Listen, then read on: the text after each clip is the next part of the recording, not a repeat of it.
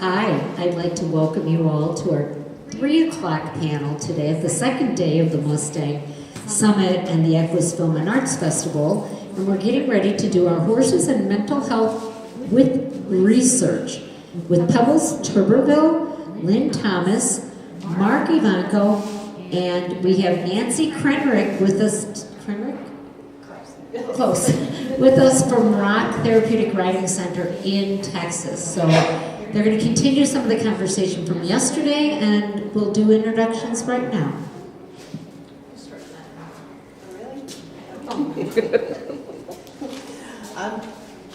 I'm Dr. Pebbles Tuberville. I'm the CEO of Horses and Humans Research Foundation.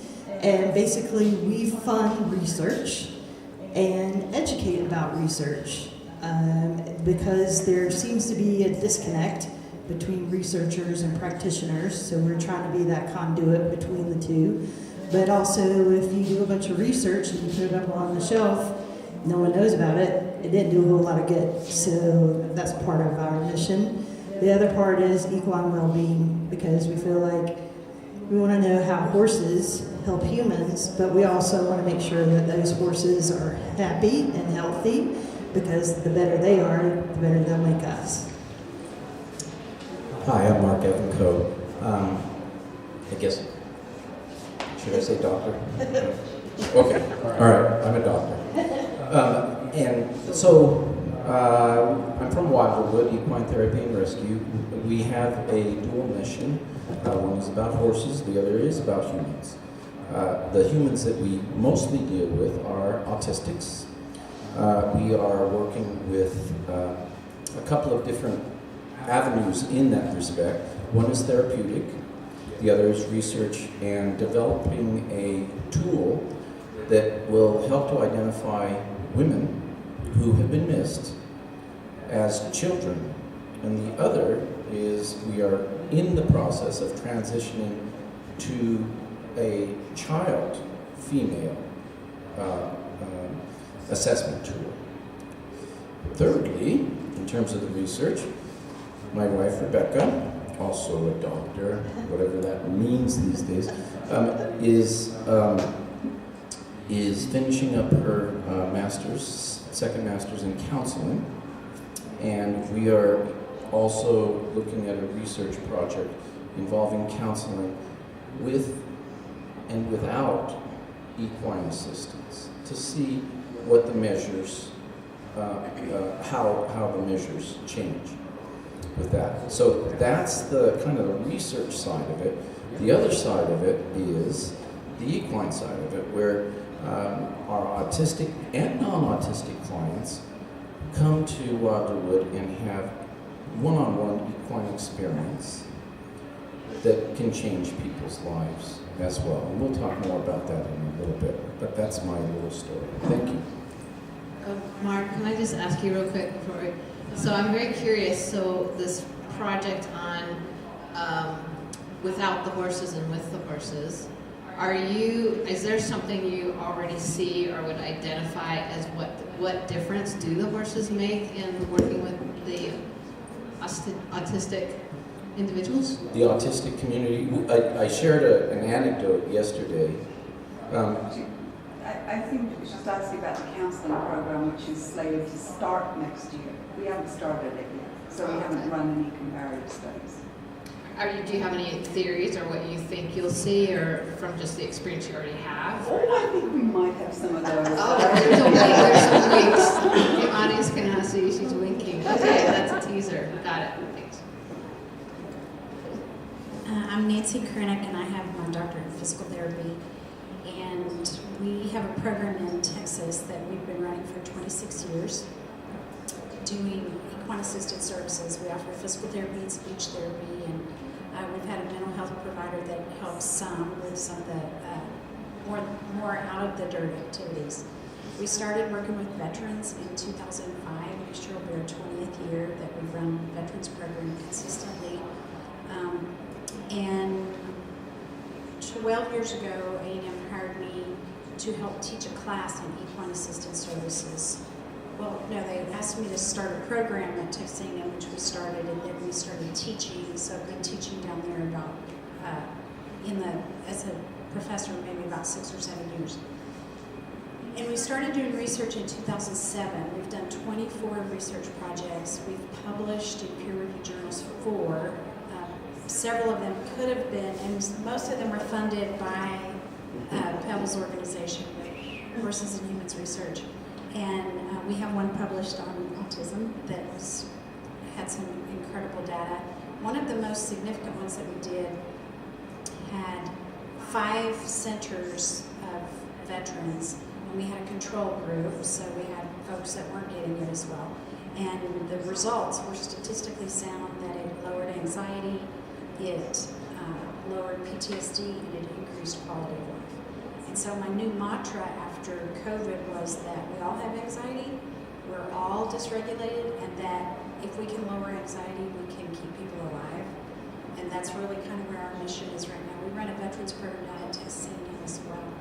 And then our latest study we did with Texas A&M, funded by Horses and Humans Research, and we put sensors on the horse and the person. And our theory was once they synchronized, that's when we'd see this change in physical function. And it proved true. So that was another interesting aspect of it. So the horse really treats the whole person, in my opinion. That's it. Thank you. And she has the research degree. And I have a research.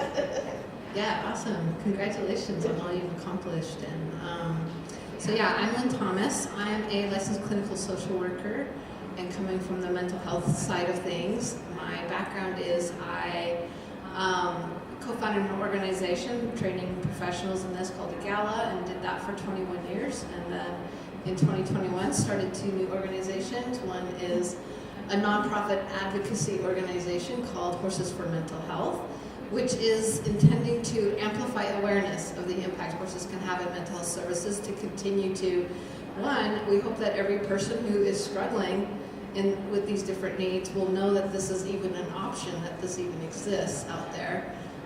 2, that they will, then say, hey, I want to seek these services, and hopefully through that we drive more funding to support these wonderful organizations providing the services, because of course that's the other challenge for these businesses around the country and the world. They really work really hard, and they need support. They need support to fund the programs that they provide. So we're hoping to be a platform to bring organizations and companies and sponsors and celebrities and anyone we can find to get on board to raise our voices louder and tell the incredible stories of how this is impacting lives.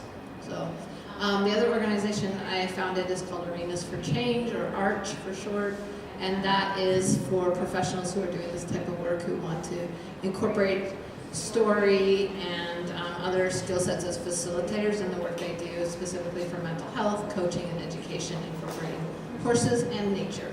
So a little bit of everything. So yeah, that's what I'm doing now. So I'm more on the advocacy administrative side. Don't get to do the work as much, but it's so cool. I don't know if that's do you actually do the direct services still, Nancy, or are you mostly? My boots are still dirty. You're still dirty, okay.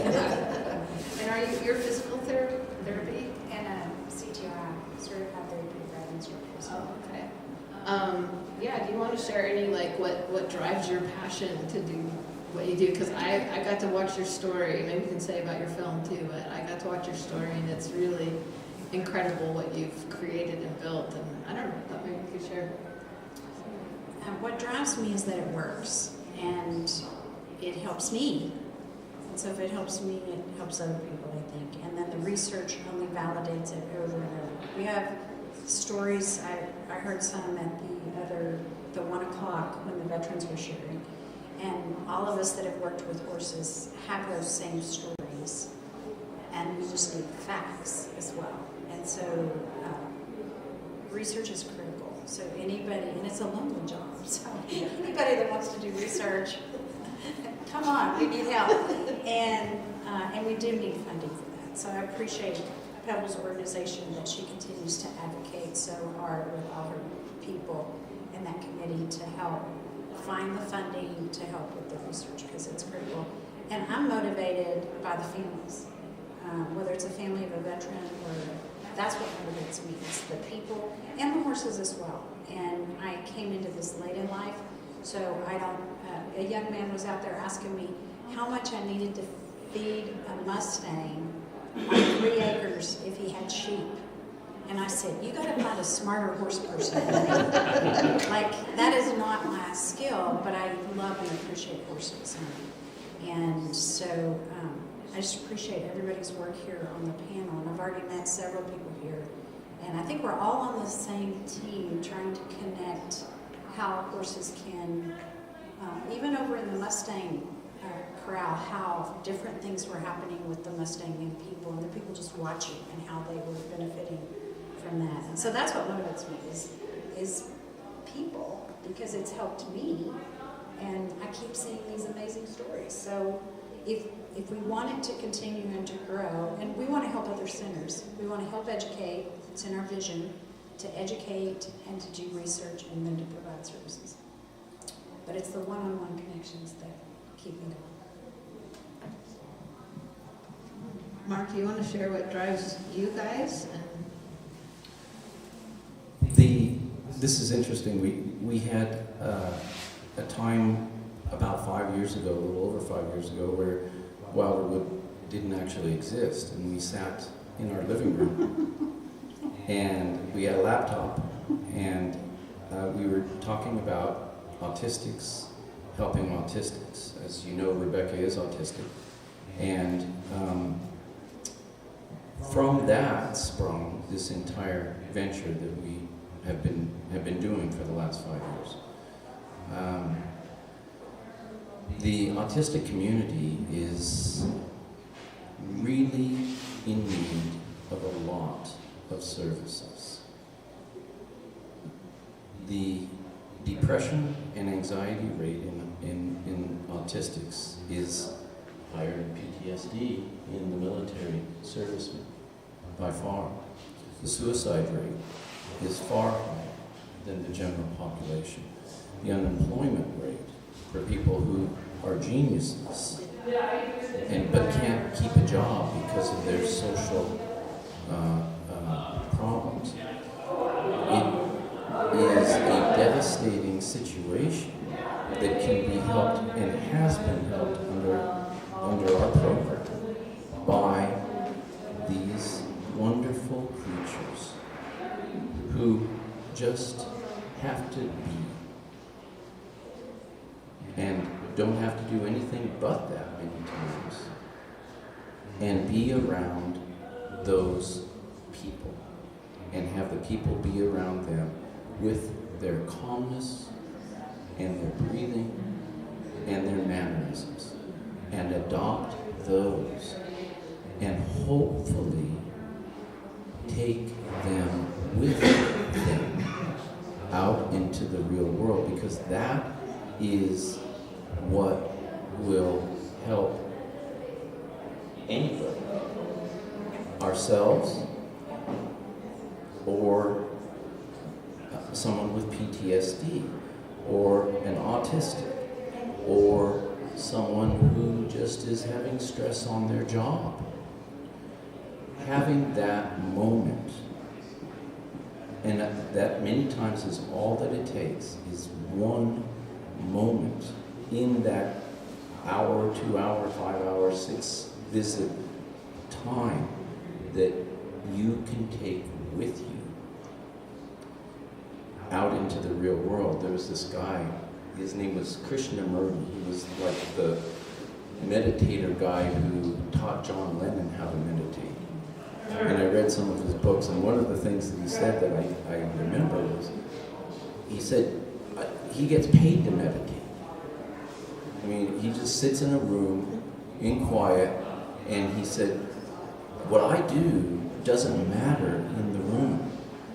It's when I go out of the room and everything is falling down around me.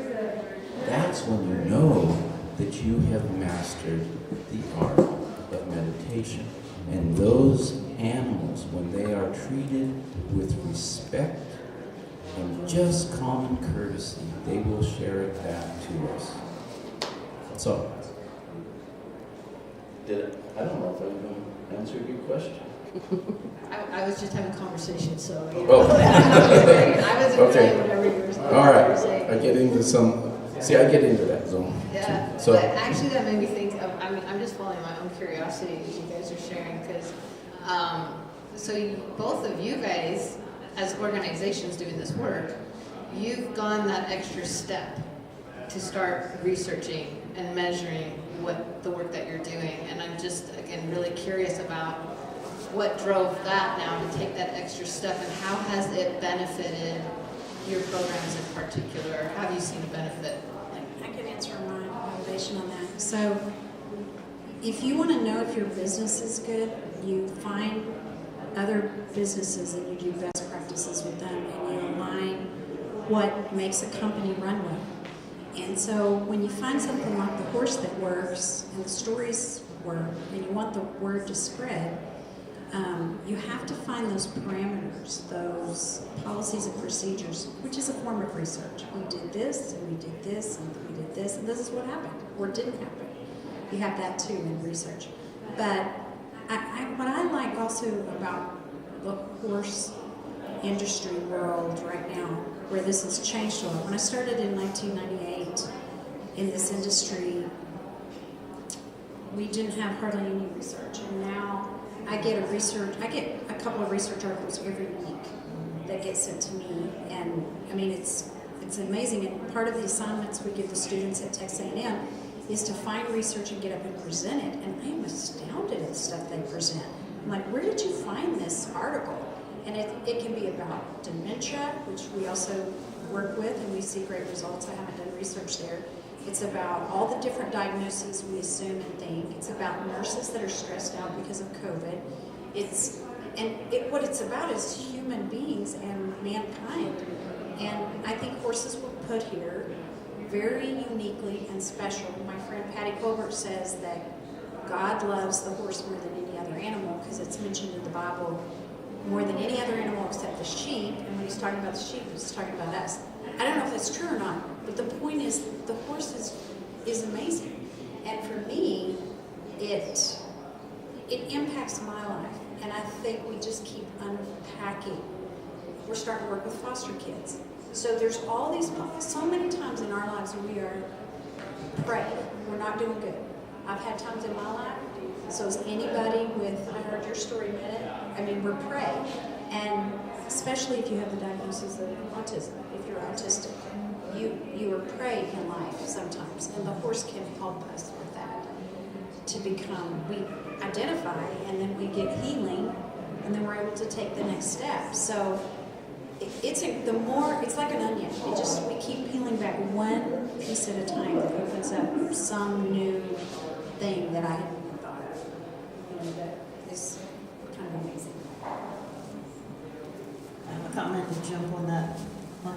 My mind's running with all different things because these are great discussions that we have up here discussing how the horse helps us. And if you look back in time, the horse has been instrumental through mankind. It's been with wars, unfortunately, transportation, still in third world countries. You can talk to Brute USA. I mean, they do a whole advocate program about trying to get mules and donkeys and just water and food and the proper care. But ironically, when we were listening to the veterans panel just a while ago, it also made me reflect because I used to teach therapeutic horsemanship or equine assisted services. The horse actually is kind of come full circle with the veterans for sure, because Greek times they would put injured soldiers on horses to be couriers, and then they realized that they were seeing physical benefits from the horse from this person riding the horse. And then if you look back to the World Wars, Oxford Hospital in England, they started putting wounded soldiers on horses and seeing the benefits as well. And you could probably talk better about the physical aspects than I can, but for those of you who don't know, the horse has a 3-dimensional walk. the same as humans. So that's why physical therapists like to utilize that movement, as well as OTs and speech language pathologists. So it's really interesting how the horses helped us through mankind, or been there, instrumental, but can help us physically. But now it's the mental piece that it's come around and how important that is. And we do talk about taking care of ourselves and the wellness. And I really like the whole fact of the CDC coming out with the one health, one concept about that we're all in this together. You just can't treat one person in one place or one time. We're connected to the earth, we're connected to the environment, we're connected to each other and other animals. So I feel like that is a great piece for all of us to move forward with horses and wellness. Great. That'll preach. Give me one more soapbox. So the research aspect, we talked a little bit about this yesterday, the difficulty of separating out many of the variables, but not too many. Because if you separate out too many variables, then it becomes not real worldly, yet the research does. And so that balance, I'd like for you maybe to talk about that balance, how you formed your research projects so that things were not too narrow. That's a great question. So my research has been about finding the right partners at the right time, is really. And we've always worked within whatever our skill set is. So as a physical therapist, there's a lot of mental health tests we can't do. I can't do, but an occupational therapist could do. So if I had an occupational therapist, that might be the direction of research would go. And so I've always worked within the confines of the skill set of the people that I have, because so many of the parameters we want to test, you have to be a certain license. And so that's part of it. And I came into all of this from the physical aspect, that I thought if you moved, it woke up your brain and you got endorphins and you felt better. And so everything I originally thought was founded from that physical perspective. And how silly, because we're so complicated and amazing, and we're all, we're very, very, have lots of things going on neurodevelopmentally. And, we have these mental health people that come in and lecture to our students at Texas A&M. And this semester, they reminded us that the horse was the closest thing that we ever get to being rocked, like when we were babies. And I was just like, well, isn't that true? There's just some simple answers for some of the reasons why maybe it works. Or mental health with, when you're sitting on a horse and you're talking about whatever's going on in your life, your eyes are going back and forth, and you might be talking to your sidewalker and you're getting a little session of EMDR, and your stress level goes from here to here about whatever it is you're talking about. And that, I don't have that documented. I don't have that researched, but there's so many natural mechanisms, and like you said, it's three-dimensional. You get 100 steps within a minute when you sit on the back of a horse. And then now we do 8 weeks of groundwork lessons with our veterans before they ever get to sit on the back. And I'm not so sure, sometimes that's not the most profound thing. So my history was, you have to sit on a horse. Now I'm kind of like, I just know it works. I don't know whether you're on the back or talking to the horse or going through a run in work or grooming or walking with the horse. I get calmer when I look at a picture of a horse on my phone. It does a calming thing for me.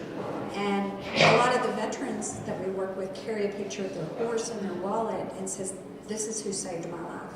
That connection with that horse. So even though I don't understand, I understand a little bit about the research we've done. It is still a mystery to me, all the reasons that it works. But I just think the horse is such a fabulous gift. And I love other animals. There's a lot of great animals out there. But the horse, really, really does help. I was about to say, Horses and Humans Research Foundation was started almost 20 years ago, next year's anniversary. And basically we were started because there wasn't any research out there, or wasn't a main emphasis. But like you said, Nancy, like if you do a Google alert, you can get some research articles every evening. And so that was another piece that we felt like we needed to help, was having access, and this was part of kind of a collaboration effort with HEDI, which is an international program for equine assisted services. And we talked about this, just kind of brainstorming on a Zoom call, that we really wanted a place where we could put a collection of research. So we started this year we're contracted with Open Science. So we have a collection on our website. If you go to horsesandhumans.org, under the research tab, you can go to the Science Open collection. And I just checked it today, and I was really kind of surprised because I've got some, it updates overnight because of certain words, but I also have some librarians who are helping me collect other research articles that haven't been collected. And this is all open access. Some research is definitely behind those paid walls, but we have almost 700 articles now, and that's amazing. Actually, it was like 670, which last week it was 625. So somebody's been working really hard putting in some articles, and I'm pretty excited about it. But those articles range all about equine assisted services. And it's kind of fun, but also kind of frustrating because there's so many different places we can go with research. We're talking about mental health, we're talking about physical, we're talking about specific populations like autism or veterans. The sky's the limit. I have dreams of doing, funding research studies with Parkinson's, dementia, MS, all of these different places. I just need, help with the funds. And that's why I'm also reaching out to some other foundations that hopefully will collaborate with us about doing different studies and step out of their box of how they treat certain people with certain things. Hopefully they'll realize that the horse is a great piece, but it's that magical piece. Like, how does that horse really help humans? Because we can all talk about it, and we've got stats and some information, but what is that piece? And then the other kind of hurdle with research is numbers, because your prize research studies have a big population, and that's difficult in our field because we have different programs all around the country. Do they do the same type of service? Because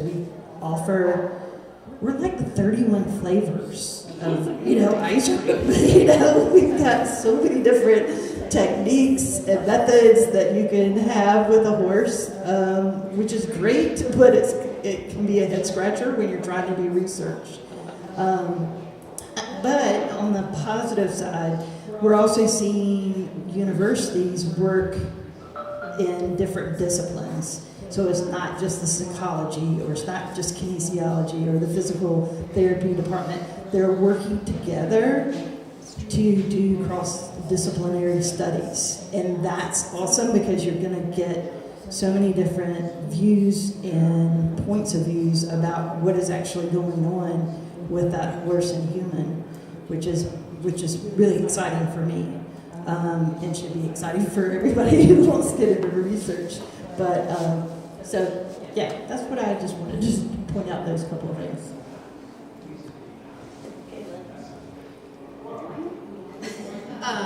Thank you guys, first of all, and very exciting. I mentioned yesterday too, if you go to horsesformentalhealth.org, we also have a summary that you can download of published research right there for you that's specific to mental health and personal growth incorporating horses, because like Pebbles mentioned, there's 31 flavors, there's so many different types of services, And that, of course, it's like, okay, well, do horses help with physical therapy with this population? But does that mean they also help with mental health with this other population? No, it doesn't necessarily mean that. But so if you're looking specific for that, you can go there. Well, do you guys in the audience have anything you're curious about, or? Oh. I do.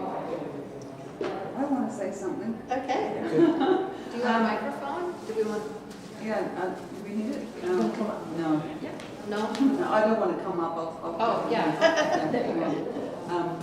It was something Pebble said yesterday about focusing not only on the way that the humans are impacted, but the horses as well. And I was thinking about that last night, and I was thinking about a particular vignette, if I may share it very briefly. My horse his name is Vivaldi. He was born at Wildwood, and he's 7 years old now. About 6 months ago, he had a really bad case of colic. It was night. Of course, it was one of the worst thunderstorms that we could have experienced. He was in a lot of pain, and about 10 o'clock, we realized we'd have to get him to the vet. This horse had never been trailered. And it was dark, and it was raining, and he was in pain.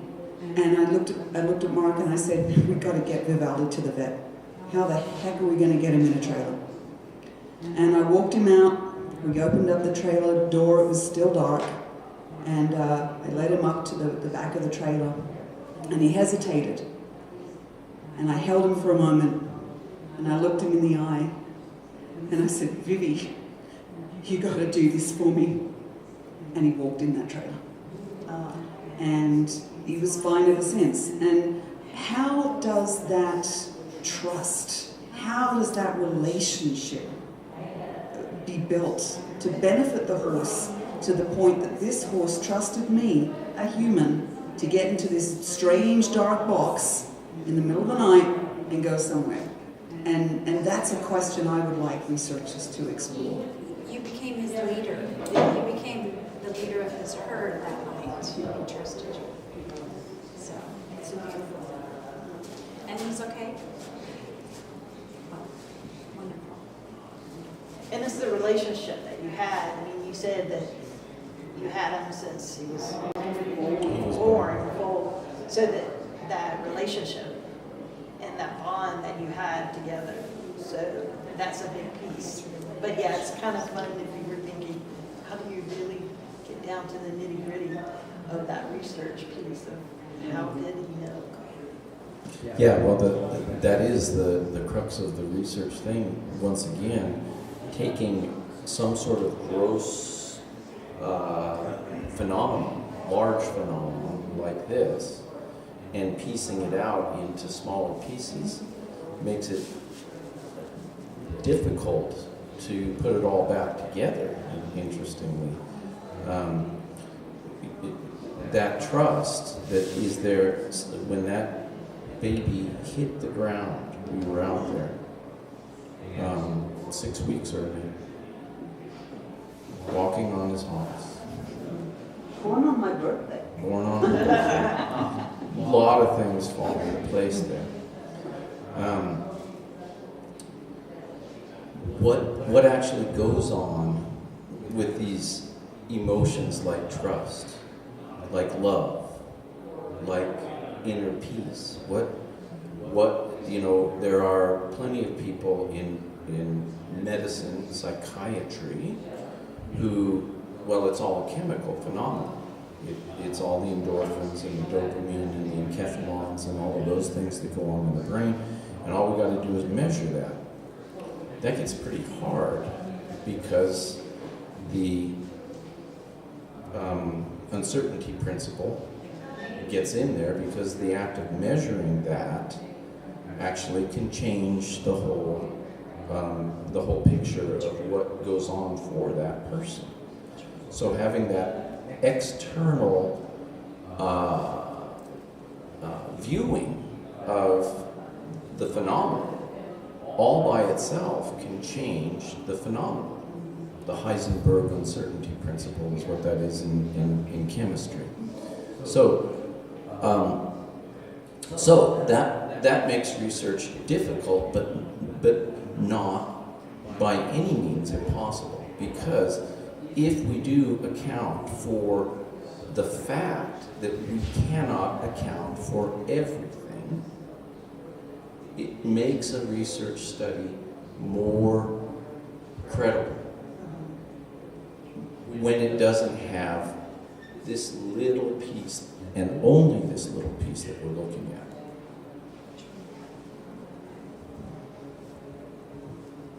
I was just going to say, when you asked me earlier how we stay in our lane, kind of with our research, or how we decide what parameters, it's usually been driven by curiosity. So we have a speech pathologist, and we found that people were starting to speak so much clearer and louder, and so we started studying respiratory capacity and got a spirometer.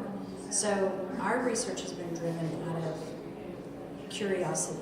We have studied MS, we have studied Parkinson's, and in every situation, there's been a curiosity of how it's seemingly working so well. We better hurry up and document it in such a way that we can spread that information. But I think ours has been very reactive and not strategic, based on curiosity.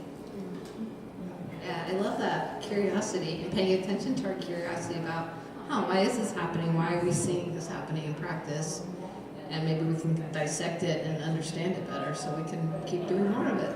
I think that's what also a lot of people, when you say research, it's like, let's go to sleep, But I think that curiosity piece, putting things in little appetizers. I don't know why I'm talking about food. I'm not that hungry, but anyway, if you the problem is with research, you pull out this abstract, and it's like, well, what does that mean to me? How do I put that? But doing little appetizers of this is something important. This is how you can put it into practice. Is, I think, great. But getting back to your curiosity, I think we need to bring that curiosity piece and the why and get people excited and interested so that they are more receptive to the research work. Yeah, like your question there, so research has shown that for mental health, relationships are at the foundation of that. And you're talking about an experience with relationship with your horse. We have relationship with each other, relationship with ourselves, relationship with our belief systems. Relationships are at the basis. And so what is it that starts or helps maintain a healthy relationship where there's trust and there's respect? And so that's what I was also hearing you sharing that. And of course we're out here watching these different approaches to developing relationships with Mustangs. And they're this is my style, or this is my way, and which is great because we're all unique individuals. The horses are unique themselves.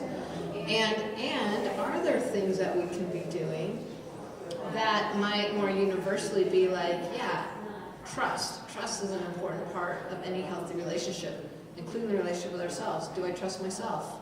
What does trust even mean? How is trust built?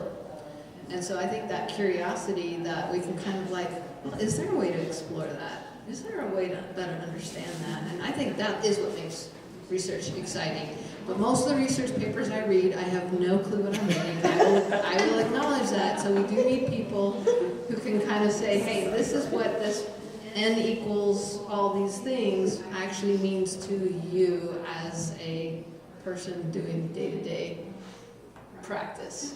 We've started doing little infographics, so we call them research roundups. So we kind of put it in little snapshot pieces.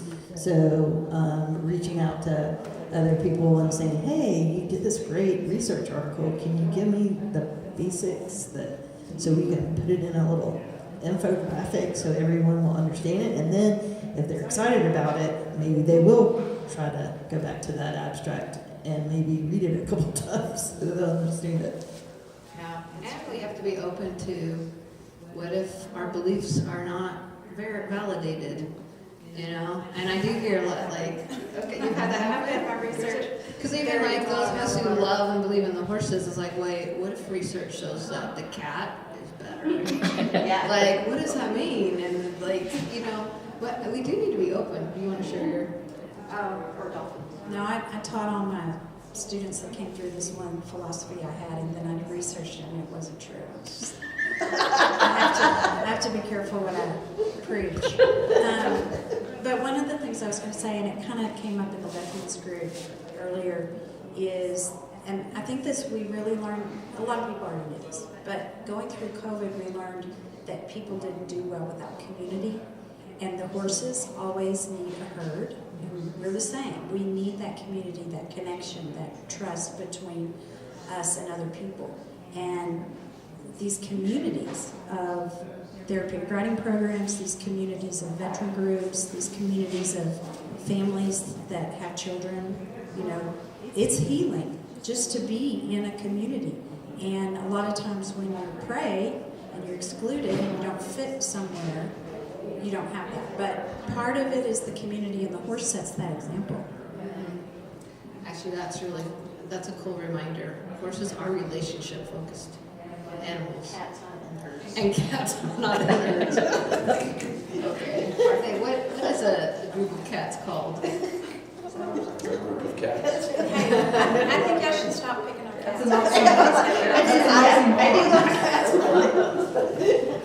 Maybe they all have their unique strengths, and we could learn what they all are through research. Well, it's also kind of interesting is people who are attracted to certain horses. I had a barn full of horses, and there were certain ones that I connected with more than the others. Why? I don't know. So that's a whole other piece or topic or panel, because there are certain people that connect, and I'm sure you've seen that too with your programs that connect with certain horses. You might put them with Peanut, but then later on you realize that Dandy's better, or they connected better with Dandy. That's intriguing to me too. One of the things about that we practice at Wilderwood is actually not connecting the horse with the person at all. The horse picks the person. Yeah. And when that happens, the trust is there both directions. Meekly, the horse will come up, as we all know, and do the horse thing of sticking that little nose out there. Sometimes run the other way. Or Yeah. sometimes run the other way. Yeah. I'm not working with her. Yeah. And so, that eliminates, in a lot of ways, the usage of the horse as the tool, Yeah. rather than having the horse be a part of the whole thing at their own choice. And therefore, they do get their own enjoyment, if that is a word, if we're going to anthropomorphize this. But they do not do it out of a demand. They do it out of their own. There was a sign here somewhere. There it is, right there. Something about the mind of the horse and the feet will follow. That really works, and it's worked the 40 years I've been working with horses, and it is there. Can we research it? A lot of variables. Well, I love that choice, curiosity. As Amanda Held was sharing earlier, there are many paths to the sun. It doesn't have to be either or. It can be yes and choice is good. So, I know we're probably needing to wrap up here. So, I have one question or one comment. You mentioned community, and I think an important thing, and y'all might have already talked about this or talked about it yesterday, but Horses for Mental Health organization has the Horses for Mental Health Month. And you have brought community together through that. And I don't know if everybody realizes how important that is to an organization, a small one like we're with the Marley Project, but also Tawana with Loving Thunder, who is here this weekend, and Amanda Held with Hooves is here this weekend. And we were all part of that community this past May and trying to get the word out about just the whole idea of Horses for Mental Health. So when I think, I mean, we all appreciate so much what you do, but how important is community? You guys have had wonderful panel discussions, and do you take that back and build on it once you leave here? And is it important? I think that kind of goes back to the trust. You know, we trust each other, and the collaboration piece is important. And I think as a community with horses, we're going to be stronger if we work together. And especially with Lynn's program, Seeing Through Horses campaign, I mean, that's bringing attention to how horses help humans. I want to say on a national scale, but I think you're probably hitting a global scale as well. For the universe. For the universe. Not just the global. Yeah. And I think sometimes we get in our own little silos and think, you know, it's somebody just discovered horses and thinks, oh, this is the greatest thing ever. And you're like, yeah, where you been? You know? I think the more we share and we come together as a community, the better we're going to be. And I think we have to share. We have to work as a community if we're going to move forward instead of our little silos. And I think that goes with every field and every area that you might want to say.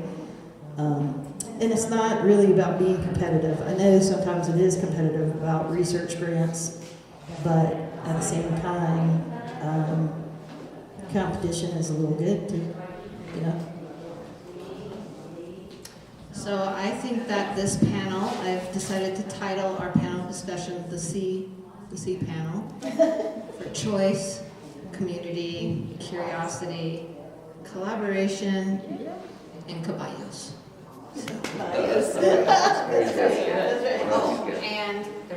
And last, she asked me to say something about our movie, so I'm going to just say, so tonight our movie shows Twyla Labar is the director that's here. She just came in.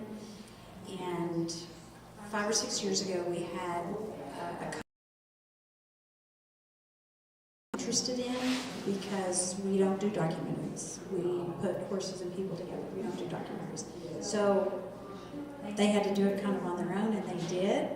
These two wonderful people, and Twyla did this documentary, and I just showed up when they told me to. And it's showing tonight. So it's called Where the Horses Heal the Soul. But Twyla came, and we're so proud of the work that she's done. And the purpose of the film is to share hope. Hope to help other centers, hope for other centers to raise money, hope for veterans, hope for the person with cerebral palsy, the person with Down syndrome, the person that has any kind of label, that hope that that's not who you are. And the documentary pretty clearly says that because of Twyla. So thank you. Yay, thank you guys.